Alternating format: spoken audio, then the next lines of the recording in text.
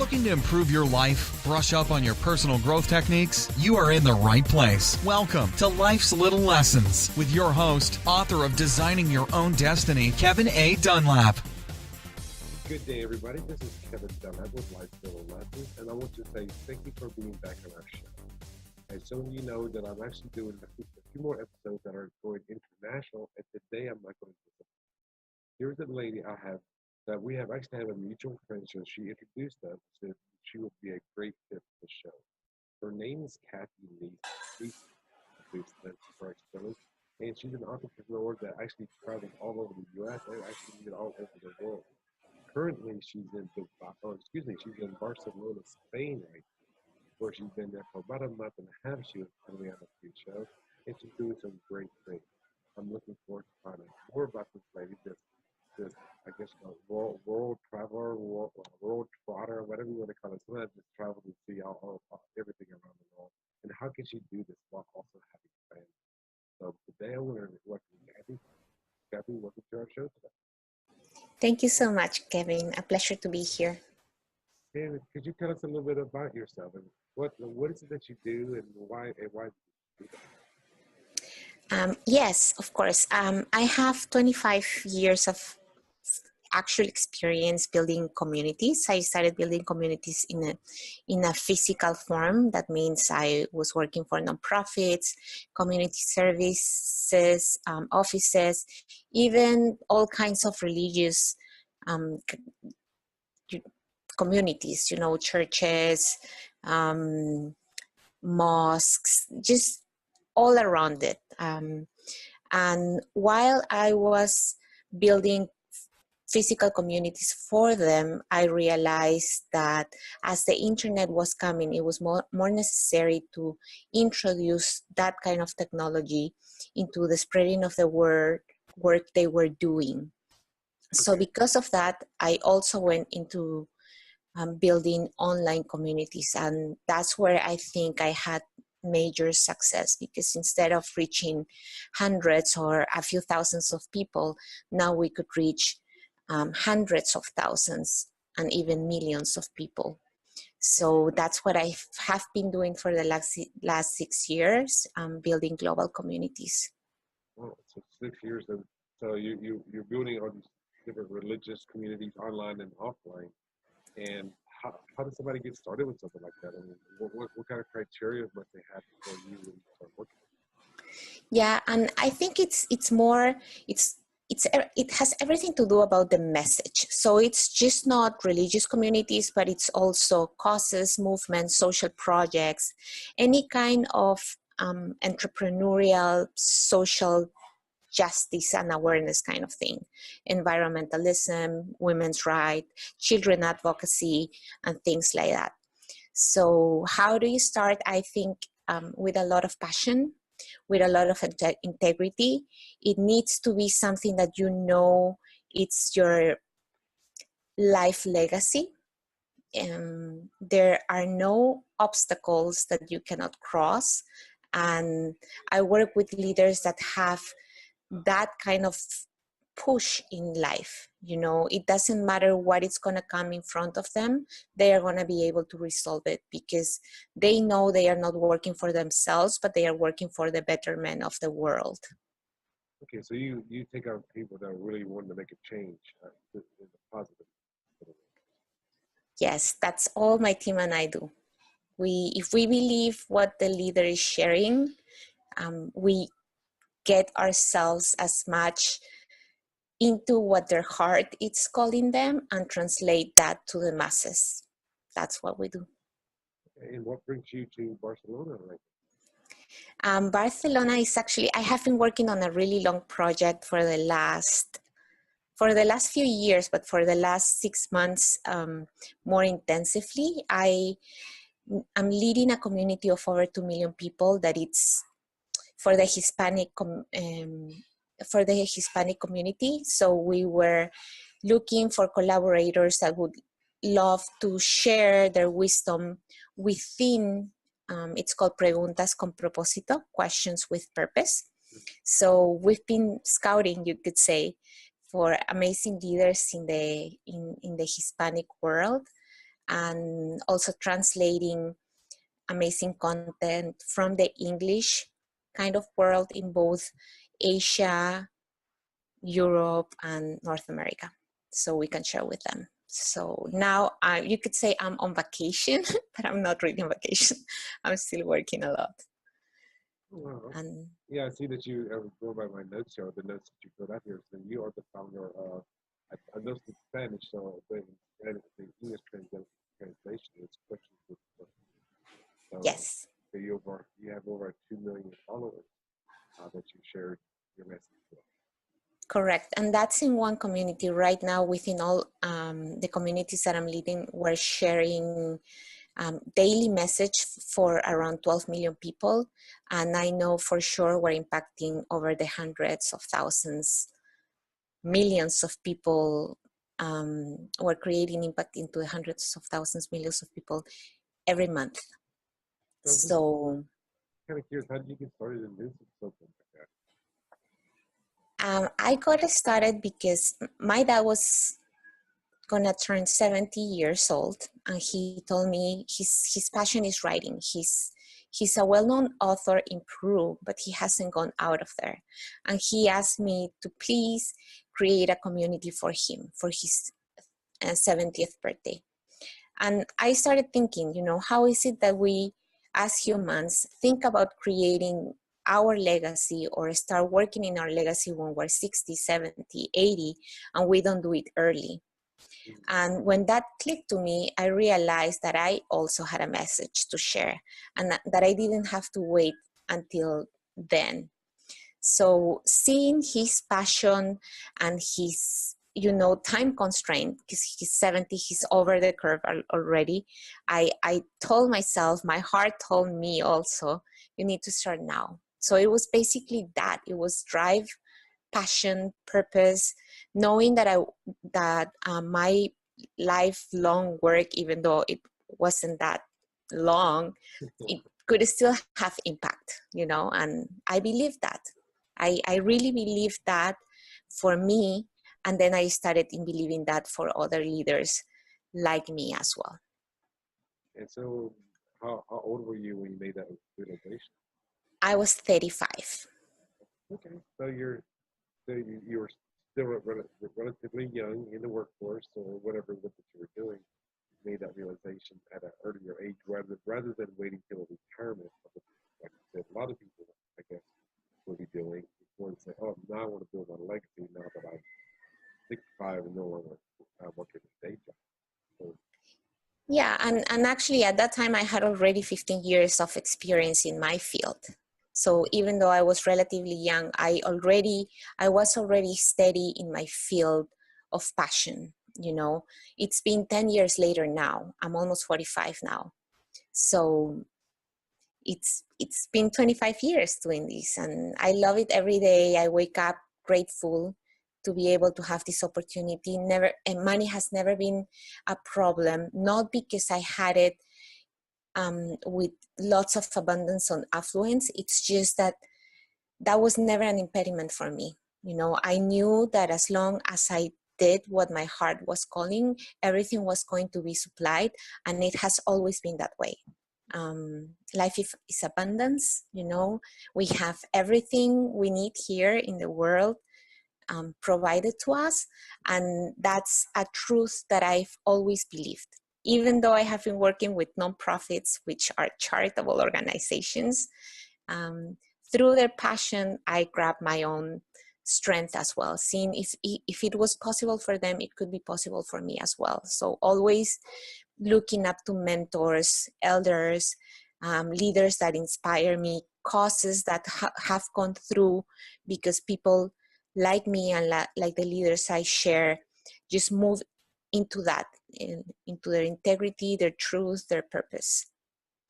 oh, it's a very noble calling that you have. And I think we all have it. I think we all have it. Mhm. And what other projects you got or are you working on? So you're saying you do a lot of calls that you work from 2 in the afternoon to 2 in the morning your time.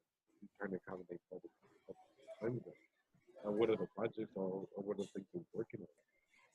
I actually come from a family of musicians and poets and writers, very creative people. My mind is constantly creating. I don't write songs, although I have written a few songs, but mostly I love to write curriculums and I love to write a strategy. And when someone has a great idea, I love to maximize it. So when I recognize someone has the passion, whether they have money or don't, I just get into it. I want to help them maximize what they are doing, help them network, fundraise, whatever is that I can do.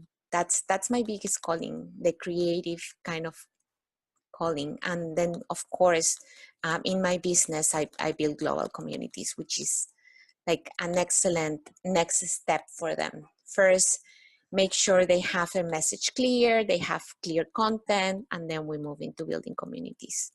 Always working with people that I admire and love every single day from all over the world. I mean, what else can I ask for? And that's great that you're doing that, and it sounds like you're also working that you help people get the focus as well. Is that correct? Yes, yes. So something that I forgot to mention from the previous question that you just asked me, what are the projects that I'm working on? Creative project is mostly it.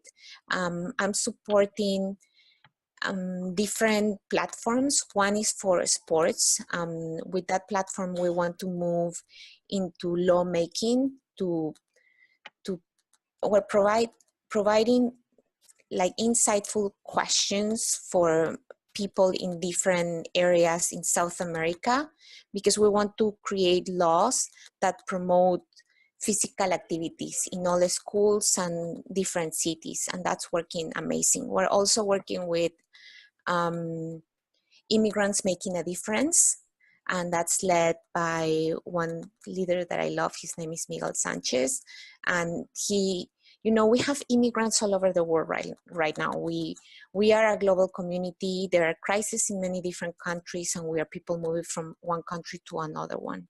And we want to showcase how much immigration helps enhance different different surroundings and different countries and communities. And so we're showcasing exactly that, how immigrants make a difference for mostly the better. I mean, it's a beautiful project, beautiful project that started in the US and now it's moving also through different parts of the world. We're creating, we have another project called Rosacea that it's about building conscious communities, and that's in the physical environment through co-ops, also involving artists, very gifted artists, into helping patients with different kinds of terminal illnesses. And we're working on therapeutical creativity with trauma and grief, you know, grief before they leave the world, depart the world, for them and for the families that are taking care of them and will eventually, you know, be without them. So that's another project that we're working on. I'm working in a fun also project that it's called The Game, and it's creating different groups with different games targeted for conscious entrepreneurs. What else? Are these like brain teaser games or physical activity games? Or? These are activity games. Yes, these are activity games targeted to move you into action for different areas. So it's mainly the bigger platform for, it's the mainframe for so different entrepreneurs can grab the basic concept and adapt it into what they are doing separately. But always we're looking into having them take action on whatever it is they are getting involved. So for example, if you're working on Feng Shui, we want to create Feng Shui games for you. If you're working in writing a book, we want to activate your creative juices. If you are coaching and you have a community around coaching, we want you to take action on different coaching approaches and processes and things like that. I know when I'm conducting my own workshops, I do want to have interactive games, I guess you would call them, or interactive activities, just to get people to think differently than they normally would think.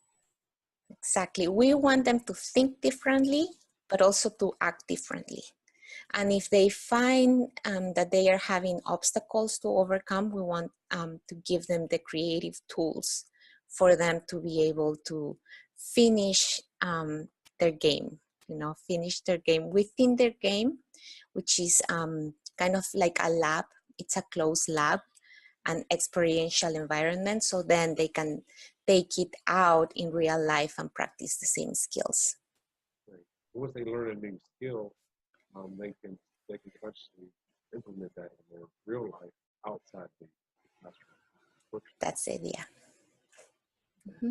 Yeah, and that's good because a lot of people, I know we haven't talked about this, but going back to like the Tony Robbins and stuff, that he said we're all visual learners, auditory learners, and kinesthetic. By you doing how to build a bicycle, or once you've done it once, you can actually do it again. And it's we never mastered the mind at this skill set, but at least we can do. Correct. Oh, okay.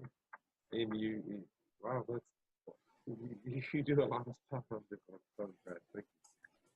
Yeah, we're launching also everything we do in communities. I mean, once you have a big community, like for example, for me as a leader, it's never enough what I can share with them because I'm just one person, and for how long can I repeat the same things that I know?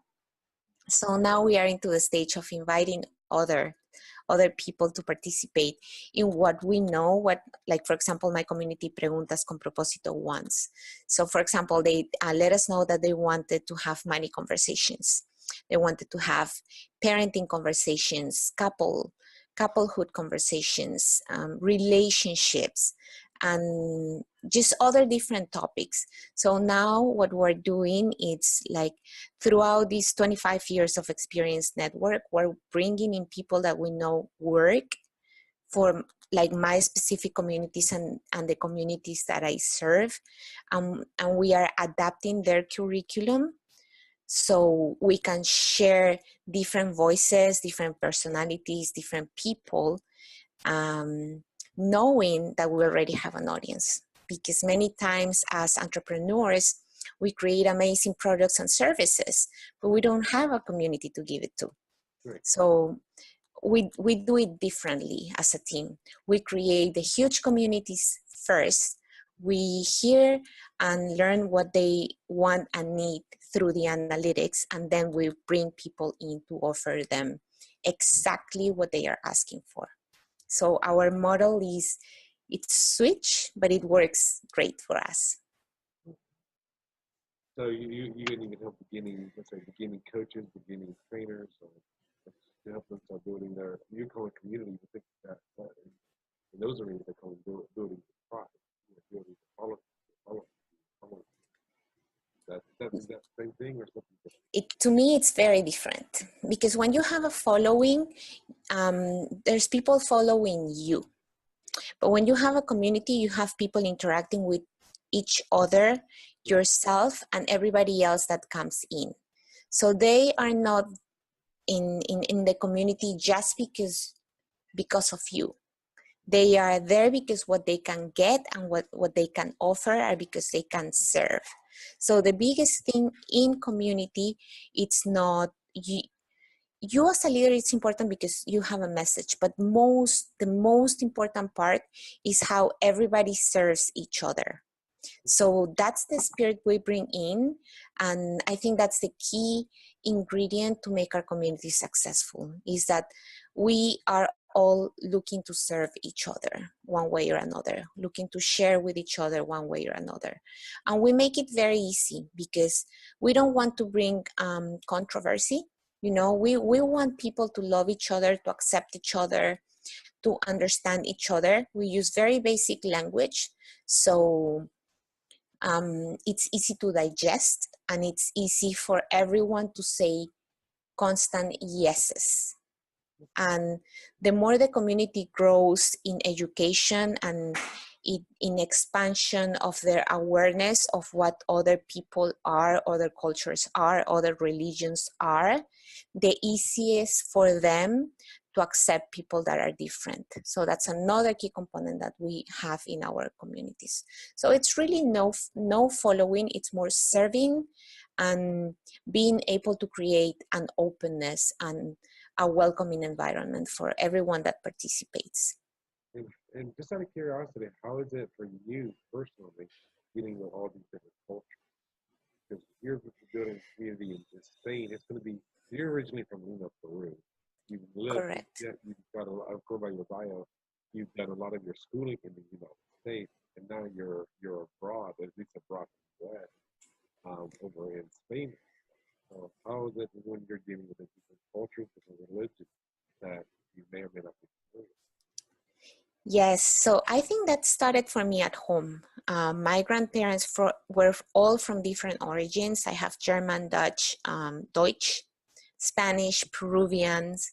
I have Black cousins, Chinese and Japanese friends, Jewish friends.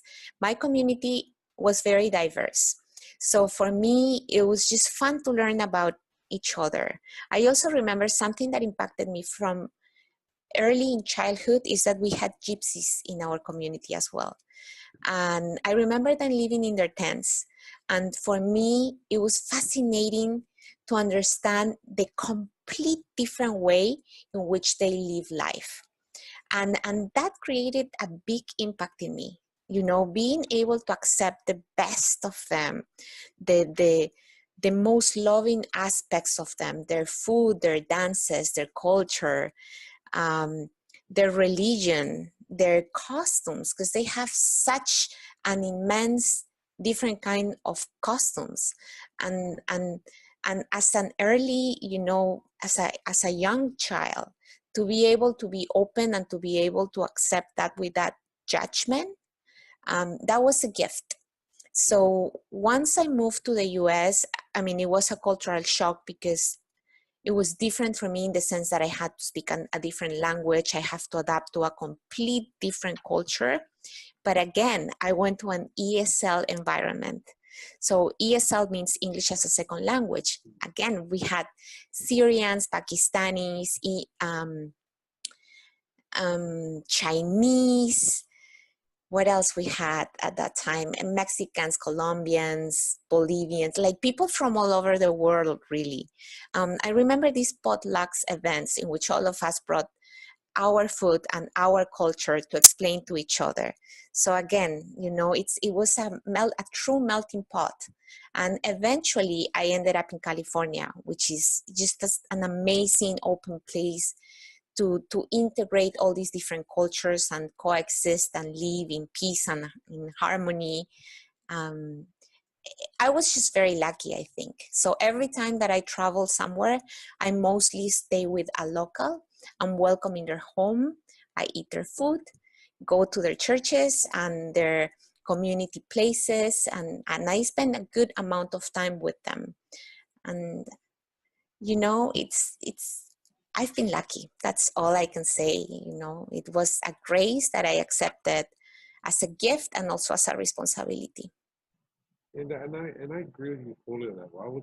When I was a kid or when I was young, I grew up in the southern part of the United States, but I decided to join the U.S. Navy when I was 18 years old, and I was stationed in Yokosuka, Japan for 4 years, but I saw 12 different countries. So living and being immersed in different cultures, where yeah, you're the minority, you're the one that's the oddball, you're the foreigner in their land.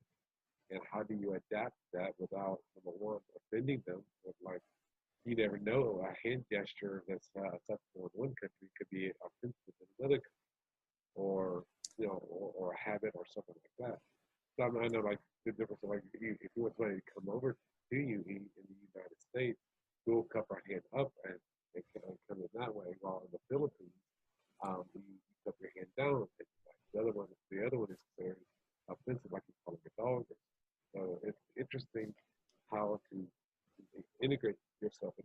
other cultures, but I feel everybody should be there at some point.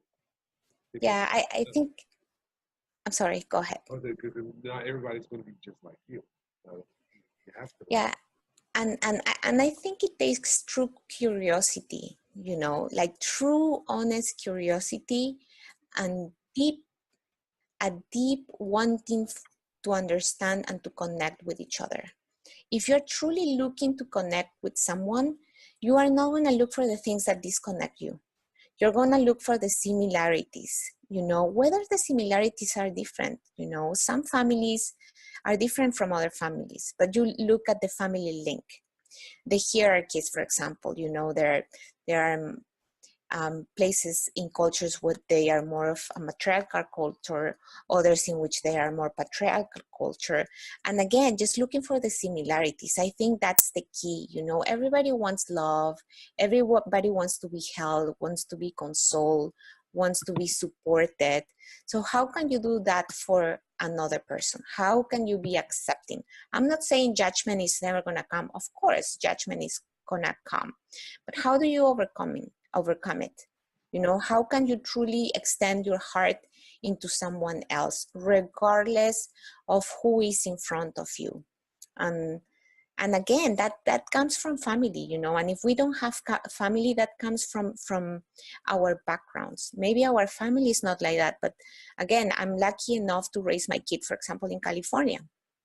And over there, we have so much that even though I don't teach my kid how to be respectful in a Chinese environment, he learns that from the parents of his best friend, or how to be respectful in the Polish environment. He learns how to be respectful in the house of his other friend. So giving kids that opportunity to be in different cultures, to explore different cultures from early on, I think it's an advantage for that. And those are the kind of people and places that I love visiting. That's why, you know, that's why I love living in California. San Francisco is amazing for that. I mean, LA, Barcelona, super cosmopolitan, Paris, like big cities where all different kinds of cultures integrate in one place in some kind of harmony. It's never perfect, you know, but there's some sense of harmony and integration. Well, and that does go a long way. And thank you for bringing that up, because what you're talking about, by building the community, by building the harmony, and by experiencing other cultures, reflecting them for who they are, it just keeps you open-minded for, you know, even expanding yourself. Yes. And something that, like, for example, I'm trying to do right now with my different communities is bring all the wisdom from the East to the West, and from the West to the South, and from the South to the North. You know, that interchange of everything. It's like a little bit of knowledge of every little culture integrated on one place. So that's what I'm doing with each of the communities that I build. I'm bringing the wisdom from all over the world and just sharing it in small doses, so we can appreciate, you know, just have an appreciation and a minimal understanding of it.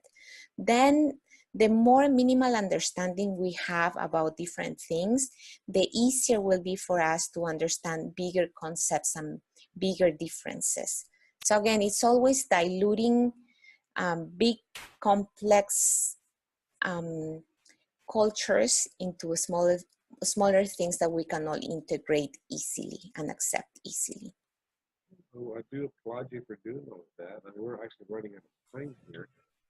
Is there any last tidbit or information or point that you would like to share with the audience before we go? Yes, I would basically like to share, just in the same way in which you invited me to speak with you.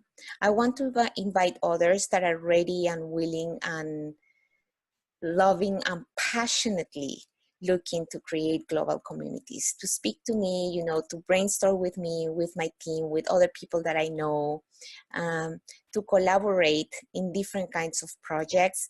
If by any chance everything that I shared today meant something for anyone in your audience, I would be very appreciative if they connect with me to have a conversation, just that. And how can I contact you? You can contact me at followme@cathyniezen.com. You can also go to cathyniezen.com, my webpage. You can contact me through my Spanish page, Preguntas con Proposito, on Facebook or on Instagram as well. And So her main website for folks that were listening, just so you know how to do the spelling, she said it was at cathyniezen.com. Cathy spelled Cathy, and Niezen is spelled Niezen. Is that correct? correct, Zen. And Zen. And the other one was at followme.cathyniezen.com. Follow me at cathyniezen.com. Okay, well, fantastic. Well, I do want to share and say thank you for being here. You are the founder of Questions with Purpose. Again, I don't want to butcher the name in Spanish, Spanish version of it, but I think we learned a lot, and you and I think, have done some very similar things. And yeah, reach out to other people, like the lady that introduced us. She was much earlier on. I think she was like episode 9 of the current season of Galena Latina, and she's introduced me to you, at least 3 other people, which led to other connections as well. So Yeah. just doing these referrals, talking to other people, talking to other. Now, Galena, as an example, she's originally from Russia. Correct. We have a Russian mutual friend. So yes. no matter where they are or who they are, I mean, you don't know who you're connected to until you actually ask them as well. Yes, I love that. And I would say, if at all possible, I'm sure Cathy probably would agree with me with this. If you're born and raised and you really haven't traveled much out of your area, is actually go to a different part of your town, maybe take a stranger to lunch, somebody you don't know, somebody definitely not the same race or gender or whatever you are, and just get to know them. Or if that's a little bit too uncomfortable, take out, say if you're black, and take out your Chinese coworker. Just go and get. Yes. Genuinely curiosity, genuinely acceptance, love, genuine love for connection. I think that's the key for everything. Yes, absolutely. Well, Cathy, I would say again, thank you for being on the show. This has been great. Your show will be coming out here very soon. And the fact that you've traveled the world, covered lots of the world, it's amazing. And I will start following you on maybe on your website, or do you have a blog, or do you have a book, or anything out there that people can follow you on? We have everything that I have right now. It's in Spanish. I'm building like little by little my blog. I'm in so many things that I've tried to focus everything in Spanish because that's my, like mother tongue. Right. But we are translating material now, and we are collaborating with different authors. So my name is in a way everywhere in English. I do have lots of different videos. If you do want to follow me in English for now, I would recommend you just to follow me on my Facebook page. I put lots of different random things there, and most of them are public. So and Facebook will Google Translate most things in there too. So now I've got a friend of mine that lives in Bilbao, Spain, and everything she posts in Spanish, even though she speaks perfect English. I always say, I like to find out what she's doing, unless she's posting a picture or something, and she's text, Google will automatically translate. Correct. Most of my Facebook posts are in English though, but when they are not, they are automatically translated, as you said. So that would be the best place to follow me in English. Okay, so you can check her out online on Facebook at Cathy Niezen.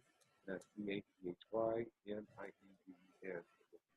So, Cathy, Kathy, it was a pleasure speaking with you all the way from across and I know the British or the Europeans call it great, the big pond, and they talk about The big pond. Thank you so much, Kevin. I'm very grateful. Much success. Many blessings to you. and you as well. Thank you. Thank you. Bye. Bye.